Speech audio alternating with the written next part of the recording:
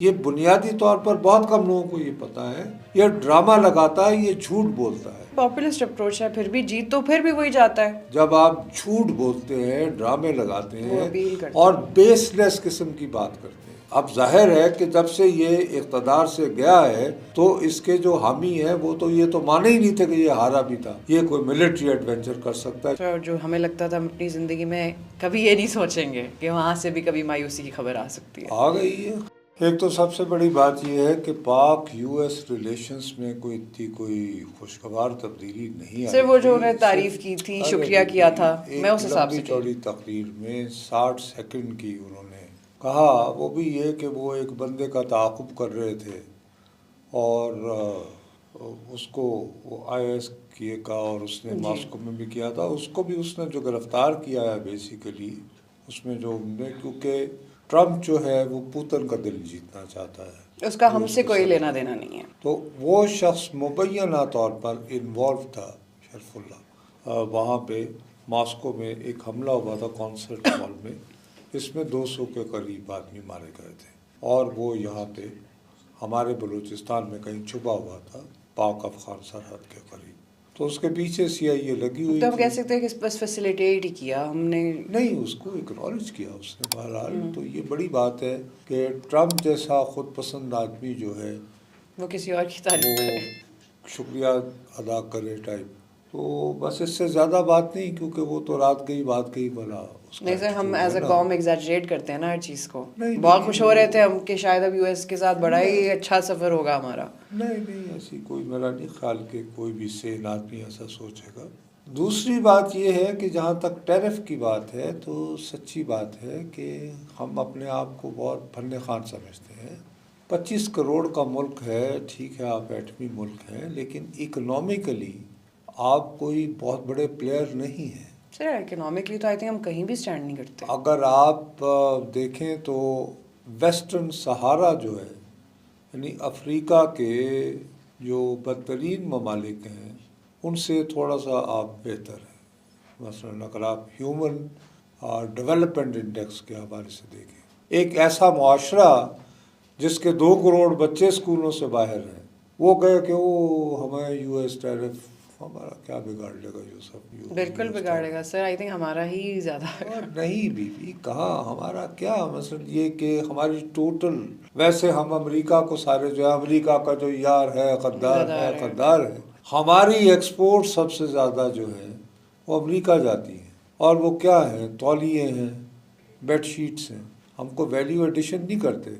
Readymade garments में सबसे बड़ा चीन के बाद बांग्लादेश, तो हमारे मुकाबले में बांग्लादेश को था 37% उन्होंने लगाया बीवी इस रीजन में।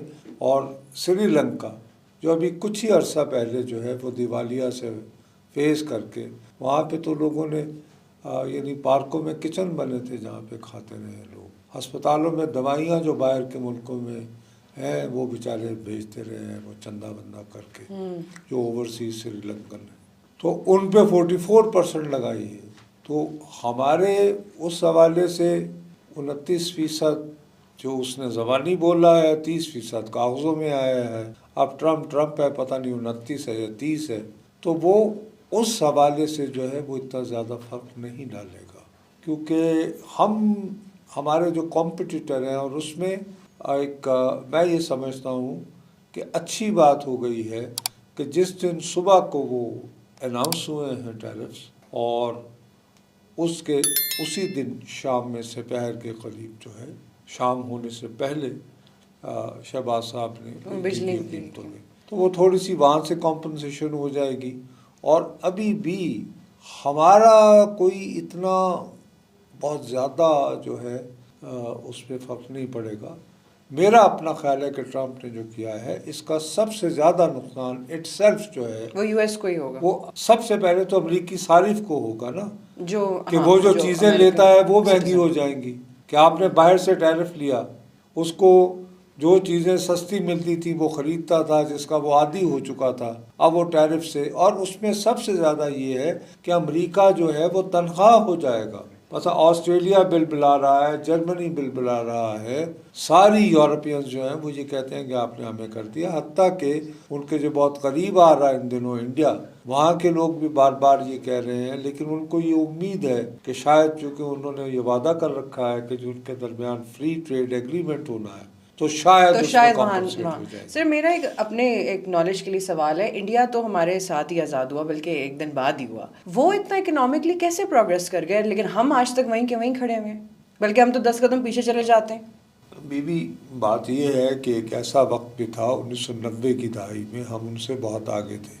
इंडिया को जो है वो अपना सोना गिरवी रखना पड़ा था जब ये मनमोहन सिंह को लाए थे एज फाइनेंस मिनिस्टर। यस, मैं खुद वहाँ पे भारत में मैं मौजूद था जब ये वाक़या हुआ, क्योंकि मैं इंडिया को कवर करना जो है वो मेरी स्पेशलाइजेशन बनी सर हम हुई तो है। वो भी नहीं कह सकते, अब तो सख्तियाँ इतनी हो गई हैं। 1984 से उन्होंने बहरहाल अपनी इकोनॉमी को, सबसे पहली तो बात यह है, हम तो 1950 में ही हमने फैसला कर लिया था कि जी हमने अमेरिका के इत्तेहादी है। जी सर, वो फिर और जर्नल और वो सारा। उसके बाद चूंकि हमने सर जंग का हिस्सा बनना था, तो हमने ज़्यादा जो है अपने अमेरिका के साथ ताल्लुकात जो हैं वो रखे।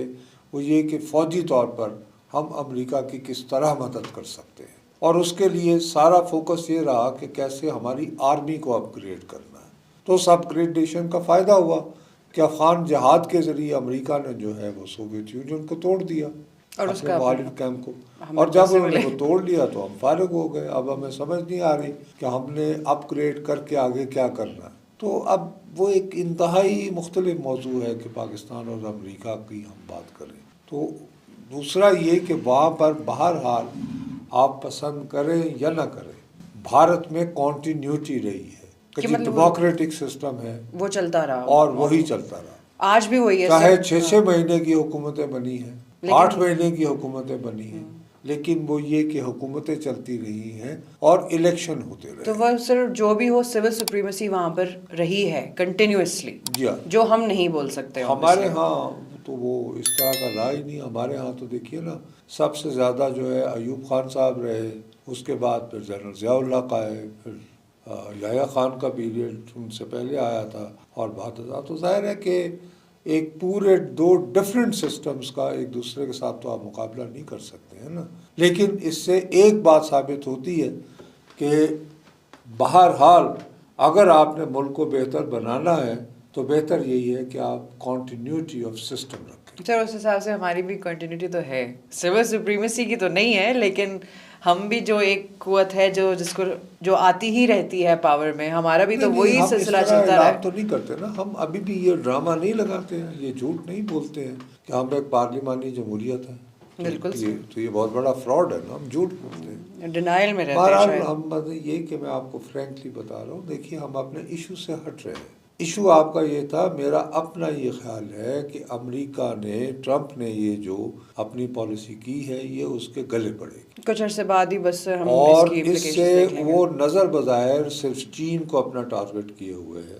चीन का तो नुकसान जो होगा सो होगा, लेकिन इसमें पूरी दुनिया में जो एक रिसेशन वाला माहौल पैदा होगा वो बहुत ख़तरनाक बात है। लेकिन ट्रंप के बारे में मिसाल के तौर पर, मैं एक विशेष आदमी है, ये बुनियादी तौर पर बहुत कम लोगों को ये पता है, ये ड्रामा लगाता है, ये झूठ बोलता है, ये एक नाकाम बिजनेसमैन है। सिर्फ पॉपुलिस्ट अप्रोच है, फिर भी जीत तो फिर भी वही जाता है। बीबी आप जीत लिया ना तो आप जीत के सामने आ रहा है ना। जब आप झूठ बोलते हैं, ड्रामे लगाते हैं और बेसलेस किस्म की बात करते हैं, तो फिर ये होता है कि आप एक्सपोज जल्दी हो जाते हैं, वो दीवानगी रहती है।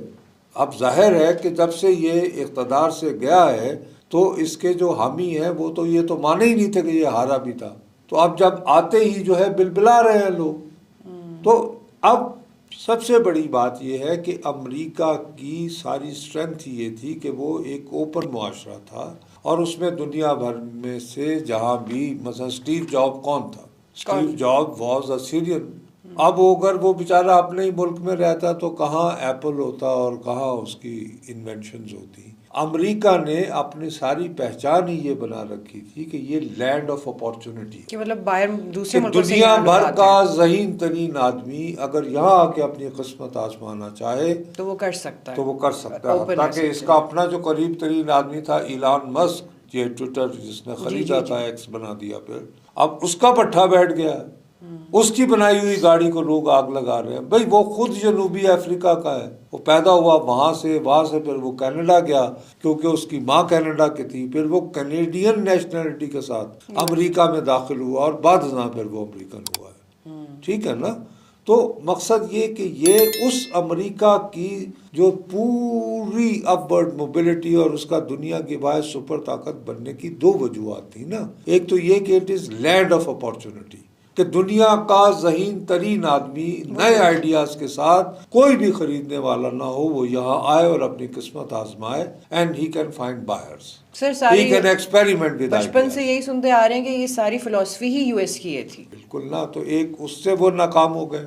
उसके बाद दूसरा ये कि जी इट्स फ्री कंपनी, और हम बिलीव करते हैं कि जी तलब और रसद, कि जो चीज़ सस्ती मिलती है, अगर चीज़ सस्ती बनाता है तो हम सस्ती बेचेंगे, हम ये बाहर से मंगवा लेंगे और वहाँ का बंदा जो है। तो अब ये कह रहा है कि मैं अपने यहाँ की मैन्युफैक्चरिंग बहाल करूँगा। आई डोंट एक्सपेक्ट कि एक बंदा जिसने वहाँ पे पढ़ा भी है, मैट्रिक भी किया है, तो वो उतनी मेहनत से जो है दिल लगाकर वो किसी मशीन के पीछे खड़ा होकर, और आगे फिर आर्टिफिशियल इंटेलिजेंस ये वो आ रही है, लेबर इंटेंसिव ये वो इधर उधर। तो मेरा अपना ये ख्याल है कि दुनिया भर में कसाद बाज़ारी आएगी और महंगाई का और बेरोज़गारी का और मायूसी का एक बहुत बड़ा माहौल आएगा, जिससे तवज्जो हटाने के लिए ये ट्रम्प जो है ये कोई मिलिट्री एडवेंचर कर सकता है। जो ड्रामा ये लगा के आया है ना कि मैं हम बहाल करूँगा, और ये ईरान के बारे में जिस तरह का बिल्डअप हो रहा है। सर रशिया यूक्रेन के हवाले से भी हो सकता है, या फ़लस्तीन के हवाले से भी हो सकता है, या सिर्फ आप जो कह रहे हैं नहीं,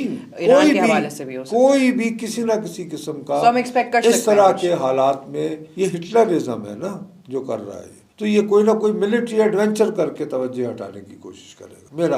तो सर फिर अगर इतना ट्रबलसम लीडर है वो, तो यू एक्सपेक्ट कि वो स्टेप डाउन कर देगा या पूरा टेन्योर पूरा करके जाएगा? नहीं भाई, वो तो वहाँ पे भी आवाम की ताकत जब नहीं है तक सर। उसको कोई इम्पीच नहीं करेगा या उसके खिलाफ। सर यू थिंक इम्पीच हो जाएगा? क्योंकि जब ये बना डिपेंड करता है ना। अभी तो इट्स टू अर्ली बाबा। अभी कल तो उसने ट्रम्प परसों टैरिफ्स लगाए हैं, इसका इम्पैक्ट आते आते अभी टाइम लगेगा। बट सर वही बात है कि यूएस, अब हम उसे लैंड ऑफ अपॉर्चुनिटीज नहीं समझ सकते। नो मोर, बल्कि वो तो अब अमेरिका एक ऐसा मुल्क हो गया है जो पूरी दुनिया में वहशत की और मायूसी की खबरें फैला रहा है अभी तो फिलहाल। तो जो हमें लगता था हम अपनी ज़िंदगी में कभी ये नहीं सोचेंगे कि वहाँ से भी कभी मायूसी की खबर आ सकती है, आ गई है। खैर मैं तो उनसे कभी अच्छी खबर की उम्मीद रखी नहीं, लेकिन वो और हवालों से थी। कोई वियतनाम में भी कोई अच्छी खबर तो नहीं थी, और वियतनाम में जो इधर हमारे हमसाये में 21 साल तक जो करते रहे वो क्या कोई थी गुड स्टोरी तो नहीं थी। But sir economically at least we thought के वो अपने तौर पर खुश सुपर पावर के हिसाब से remained apart to reckon with. Yes, अब उस तरह के लग रहा है कि हालात वो कुछ गड़बड़ है और कोई मिलिट्री एडवेंचर आने वाला है। Things are not very cheerful about America. चलें सर फिर हम आई गेस यहीं से कंटिन्यू करेंगे नेक्स्ट वीक, फिर देखते हैं कितना चीयरफुल है अमेरिका एंड कितना ग्रेट हो चुका है दोबारा से।